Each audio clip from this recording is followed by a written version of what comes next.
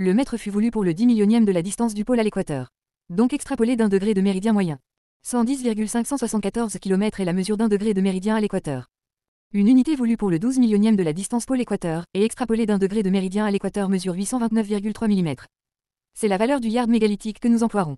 Une unité basée sur une valeur extrême de degré de méridien a l'avantage de faciliter le calcul de l'aplatissement terrestre à partir des mesures prises à des latitudes quelconques. Le yard mégalithique fut estimé valoir 829 mm plus ou moins 1 mm. Entre Djedefre et Meydoum 71 766 mètres, c'est le rayon d'un cercle de 10 000 km² en géométrie plane. Mais nous sommes sur une géométrie convexe. Les rapports trigonométriques qui découlent des mesures et des angles qui suivront ne peuvent donc tout simplement pas être parfaitement exacts. Des écarts largement compensés par la taille de ces complexes. Pour exemple, bien que l'angle entre l'obélisque d'Héliopolis et Khéops soit de 45 degrés, nous ne pouvons tracer un carré parfait grâce à ces points, car si les côtés est et ouest sont alignés au méridien, le côté sud sera plus long que le côté nord. Entre Khéops et Djedefre, 45 degrés et 10 000 yards mégalithiques. Entre le centre de Djedefre et l'obélisque, 30 000 yards mégalithiques. Donc un triangle rectangle d'hypoténuse 3 et de petit côté 1. Racine de 3 au carré moins 1 au carré, égale racine de 9 moins 1, donc racine de 8. Un carré de diagonale racine de 8 a pour côté 2.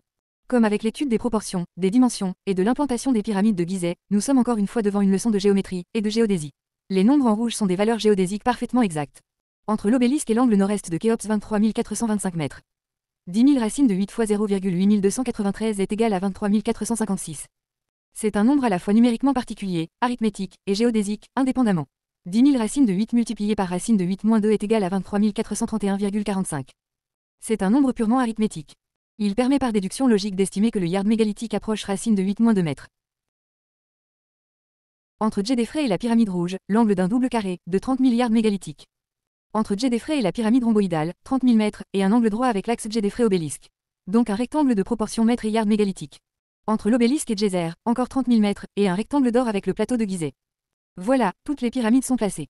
Entre Djedefre et Djeser, 22 360 mètres, c'est la diagonale d'un double carré d'unité 10 000 mètres, orienté aux points cardinaux par un double carré.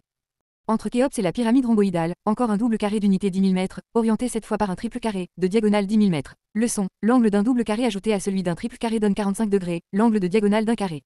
Nous retrouvons ce même principe avec le château de Versailles et l'alignement des châteaux de François Ier à la basilique Saint-Rémy de Reims. Repris par l'axe de Cergy-Pontoise et déjà présent chez les bâtisseurs mégalithiques. Entre l'obélisque et la pyramide rhomboïdale, un quadruple carré, proportionné à 4/3 du précédent triple carré. Un carré de 1 mètre de diagonale vaut 3/7 d'un carré de 2 yards mégalithiques de côté, et permet encore une fois la déduction logique du rapport approximatif entre le mètre et le yard mégalithique. Le calcul est exact avec l'ajout de la demi-base de la rhomboïdale. Le yard mégalithique étant a priori de 2 millénaires antérieurs aux pyramides, nous trouvons ridicule de rejeter l'idée que son usage ait pu être transmis. Nous pensons que si l'idée des bâtisseurs ayant pu mesurer la terre et marquer la chose dans leurs livres de pierre, notamment de part et d'autre du Nil, n'est pas encore considérée comme évidente, mais plutôt ridicule, voire dangereuse, c'est parce que cette connaissance invaliderait la légitimité d'une promesse, peut-être mal interprétée, qui aurait été faite à Abraham en Genèse 15-18.